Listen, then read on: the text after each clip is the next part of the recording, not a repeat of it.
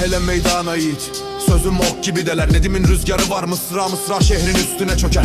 Senin dilin kuru yaprak, benimki Bab-ı Hümayun. Bir kelam ederim gövden çöker, ruhun olur zayrun. Ben Rindi şehri İstanbul, sen külhanın külü.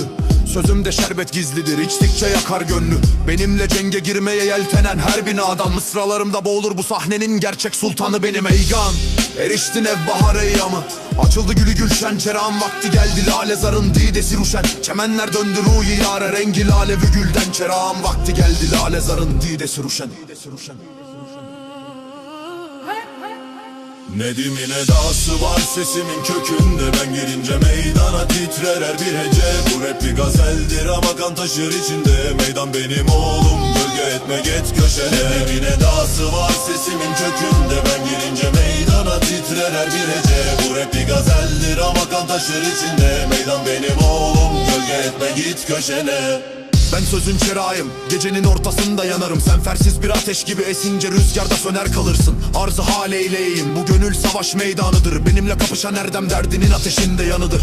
Ben Nedim'in torunuyum, şair değilim sadece. Her kelam bir tokat gibi iner yüzündeki sahte derde. Sen harf bilmez cahil iken ben beyitleri kılıç yaptım. Bir adım attım mı yere bak, sokağın bile gölgesi kalktı. Açıldı dilberin ruhsarı gibi leleler güller. Yakıştı zülfü huban veş zemine saçlı sümbüller. Ne vasaz olmadı bin şevkili aşufte bülbüller. Çerağın vakti geldi, lale zarın didesi ruşen.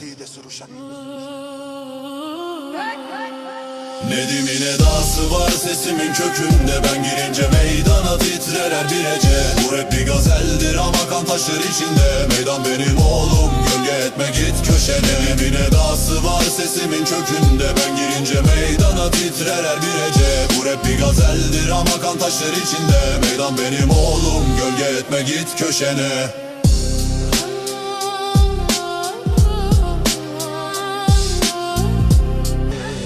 Bir safa bahşedelim, gel şu dilini aşağıda.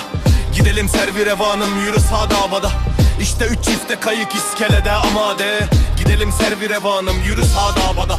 Gülelim oynayalım, kamalalım dünyadan. May teslim içelim çeşmeyi nefeydadan. Görelim abı hayat aktığın ejderhadan. Gidelim servi revanım, yürü sağda havada. Bir senü bir benü bir mutribi pakize eda. İznin olursa eğer bir de Nedim'i şeyda. Gayrı yaranı bugünlük edip ey şuh feda. Gidelim servi revanım, yürü sağda havada.